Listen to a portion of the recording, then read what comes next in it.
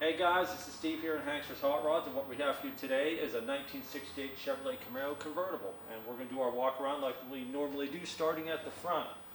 First thing you notice is it is black, and it is very nice. The paint, very nice on the car. It has some spots here and there that I catch I will go over with you.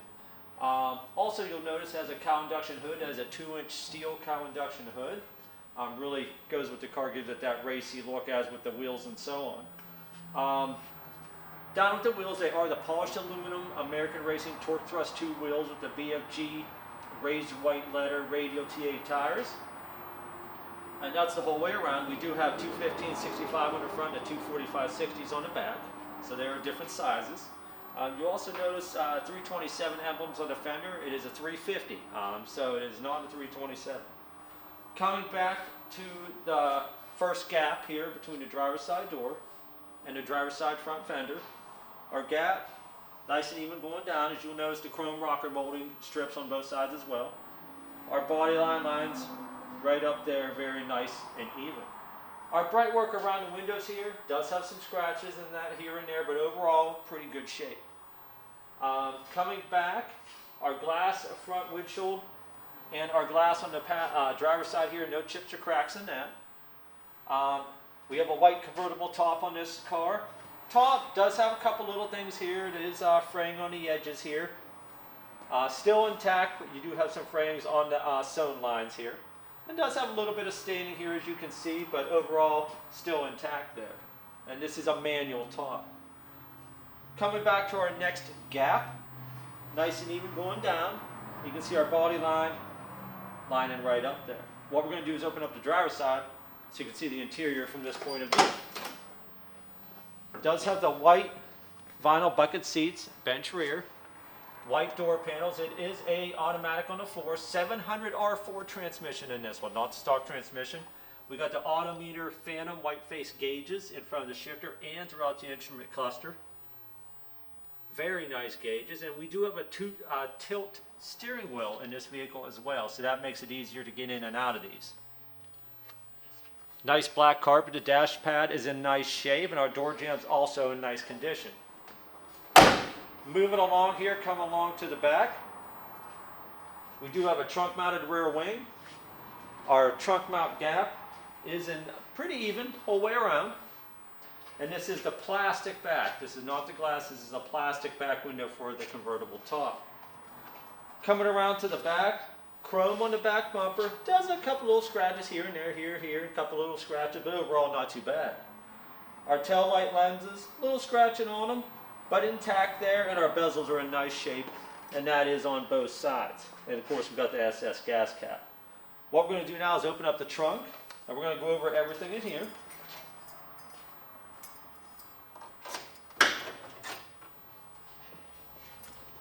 Body color under the trunk. Jambs around the trunk in great shape. Of course, our molding is as well. Inside the trunk here, you see the floors here. Still have the indentations in them from the factory there. And inside here, and that is both sides, by the way. And you can see inside the trunk there, the floors. We do have some things mounted in here. We got a 6-disc CD changer in here. We got a jack in here and a spare tire. Spare tire is a steel wheel. It does not match the ones on the car. This is the convertible boot for the outside. Matches the color of the top. And that's it there, but it is nice to have a jack and a spare. Moving along. Coming around to the passenger side. I said the paint here, we got a couple just little scratches here and there, but overall, not too bad.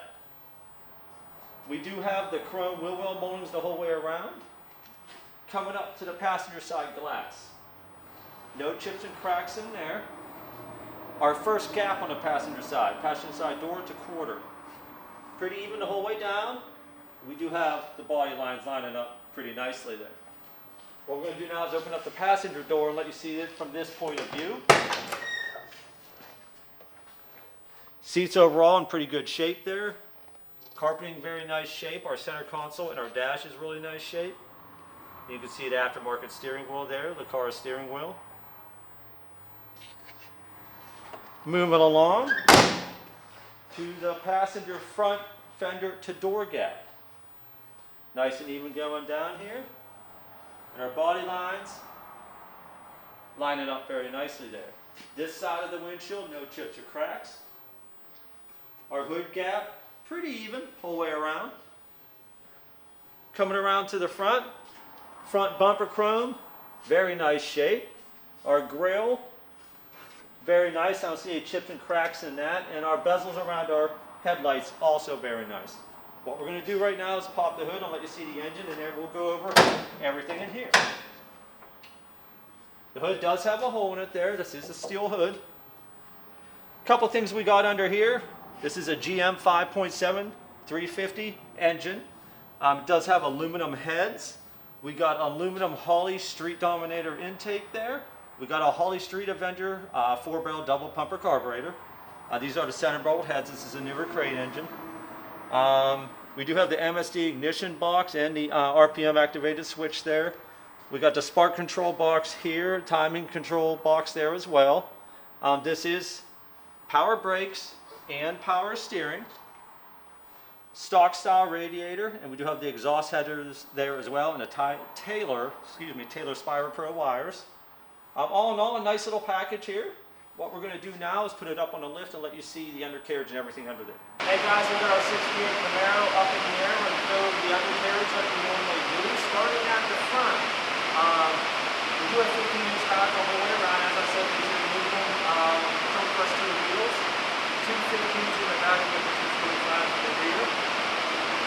Control arms look to be stock style. Our front cross member here, pretty solid. I don't see any holes or rust in that.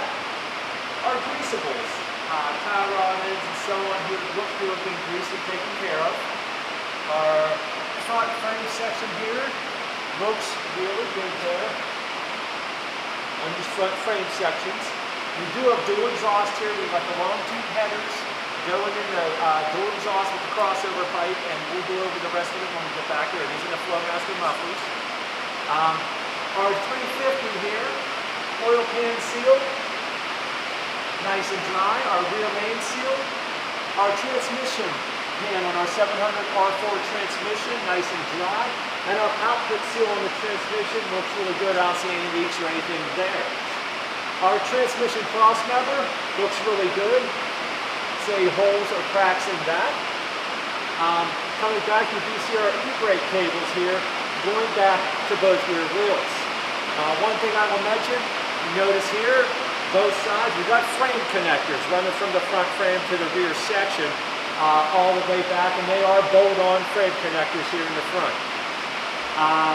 Coming back to here, our floor section, you see, got the sections here. Those look really good. We do look like we've had some patching right here. Around this section here may have had some patching. We do have the drain sections here. And see anything else we may want to put up? Our rocker sections on the outside. Running back do look good. Coming back to here. We got leaf springs, rear suspension on the back, but one thing I do want to point out before we get that far, we do have Flowmaster mufflers. They do go up over the exhaust and out the back on either side of the leaf springs. Our leaf springs here, we got the 4-leaf leaf springs on both sides. We do have air shocks on the back of this meter, so you can adjust the height up and down.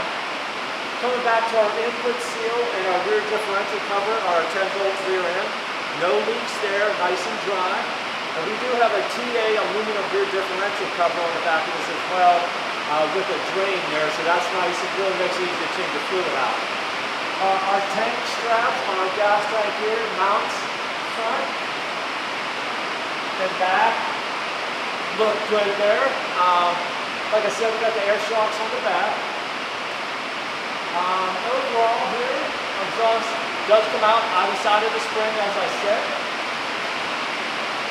Our rear connectors for our frame connectors are welded on in the rear, bolted on in the front sections. Let's see here. Flooring up above the rear end here does look good right here. Let's see here. Like I said, we got the air shocks. All in all, right now, what we're going to do is drop it down, start the engine, let you hear it run.